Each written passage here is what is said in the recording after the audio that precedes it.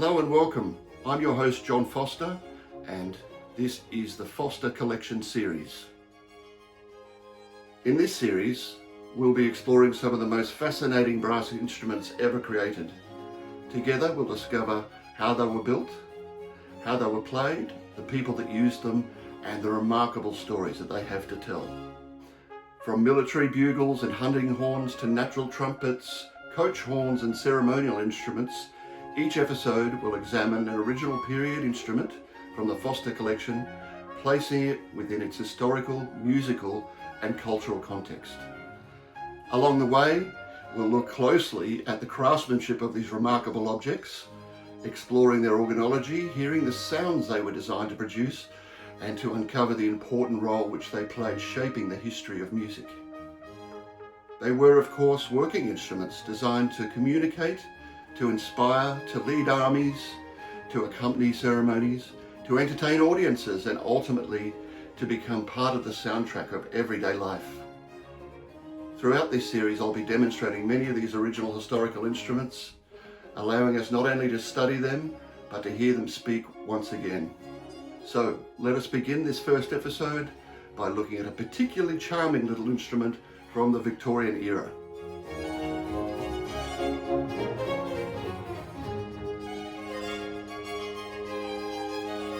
When I think about cyclists today, it's probably the bicycle bell that comes mostly to my attention. It becomes such an ordinary part of the everyday life that we hardly even notice it. But if we travelled back to the 1880s, we'd hear something very different instead of those bells.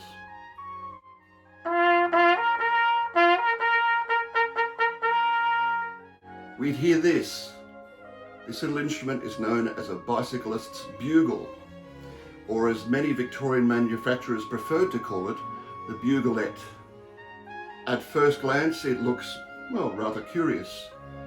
It's obviously related to the military bugle, yet it's much smaller, more rounded, and somehow looks almost pocket-sized. But don't let its appearance fool you. This tiny instrument tells an extraordinary tale, all about Victorian engineering, cycling culture, and the remarkable adaptability of brass instrument makers during one of Britain's greatest manufacturing eras. To understand why this instrument exists, we first must understand the world that created it. During the 1870s and the 1880s, the penny farthing, or the high wheeler, became enormously popular throughout Britain, Australia and North America. Cycling wasn't just a pastime, it became a movement. Hundreds of cycling clubs were established, complete with uniforms, elected captains, formal processions and surprisingly strict rules governing behaviours. Many weekend rides involved 50 or even sometimes 100 or occasionally even several hundred riders travelling together. Now imagine trying to control a procession like that without radios or loudspeakers or even whistles. The answer was remarkably simple. They borrowed an idea from the military, the bugle. Every cycle club appointed a bugler, and in many cases a deputy bugler. The captain would issue instructions to the bugler, who communicated them to the riders using recognised bugle calls.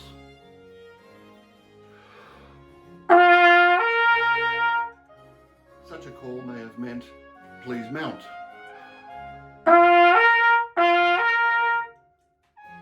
Other calls instructed riders to halt, to slow down, change direction, or to warn pedestrians ahead.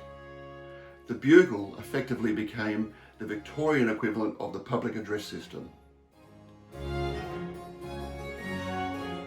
Algernon Rose, writing in his book Talks with Bandsmen, tells us that every bicycle club employed a bugler, and that Henry Keat alone manufactured some 6,000 buglettes. That's a remarkable number, and it reminds us just how commonplace these instruments were.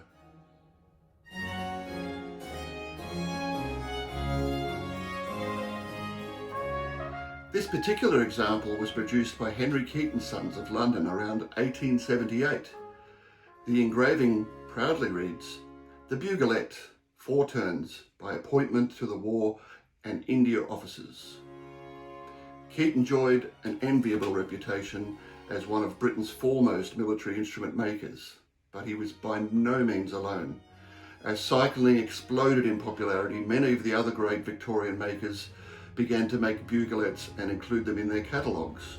Companies such as Henry Potter & Co., Rundle and Cart & Co., Boozy & Co., Hawks & Son, and a number of other regional makers all produced their own versions. Although each firm introduced slight variations in engraving, construction and finish, the basic concept remained exactly the same and remarkably consistent. The buglet had to become recognised as a commercially made instrument. Its widespread manufacture tells us that it wasn't an oddity. It was an accepted and practical tool used by cyclists throughout the English-speaking world. Now let's have a closer look at the instrument itself. At first glance, the buglet appears to be much smaller than the standard military bugle.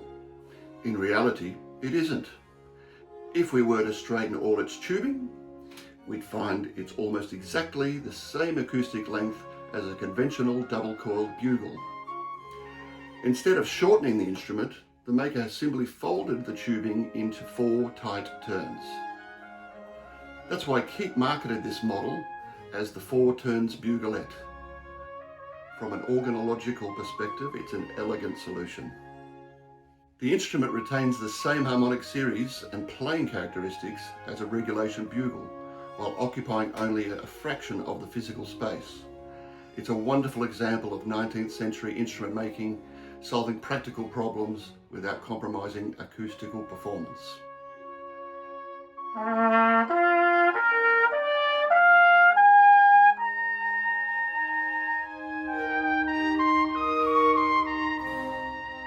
Perhaps the buglet's most distinctive feature is its bell. Unlike the perfectly cylindrical bell shape of military bugles, this one is an oval, or more accurately, elliptical. This wasn't simply an artistic flourish. The flattened profile allowed the instrument to slide nicely inside to the pocket of a gentleman's riding jacket. It also reduced the likelihood of the bell catching on clothing while mounting or dismounting a bicycle. Even the materials this is made from is interesting. This example is made from copper with nickel-silver plating and brass mounts.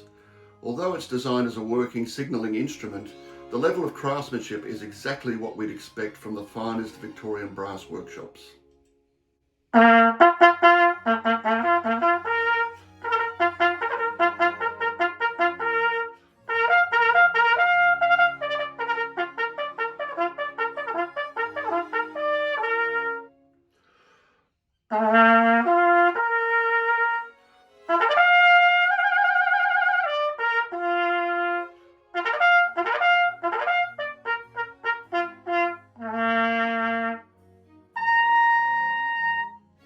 No novelty here, and this isn't a toy. It's a fully functioning bugle that just happens to be remarkably compact. The buglet wasn't only confined to Britain. Australians enthusiastically embraced the buglet and the cycling culture. The opening of Sydney's 1884 cycling season was reported as beginning with a great flourish of bugles. The history of Melbourne's Footscray Cycling Club recalled long columns of riders travelling through the streets to the toot of the captain's bugle. Historical records from local councils throughout Australia repeatedly mention cycling clubs, club buglers and organised rides. For a generation of Australians, the buglet became part of everyday life.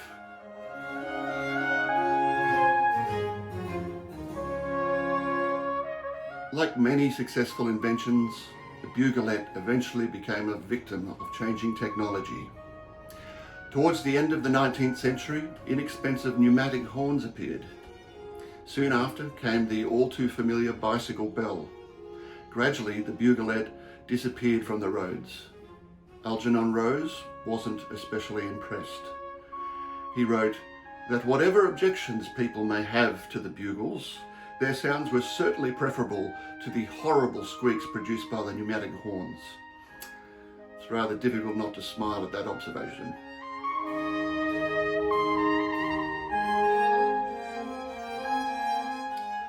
Today, the Bicyclists Bugle represents far more than just an unusual brass instrument. It tells us about Victorian innovation, about the extraordinary popularity of cycling, about the ingenuity of Britain's instrument makers, and about the fascinating ways in which military technology found a place in civilian life. Most importantly, it reminds us that history has a soundtrack. For Victorian cyclists, that soundtrack wasn't the ring of the bell,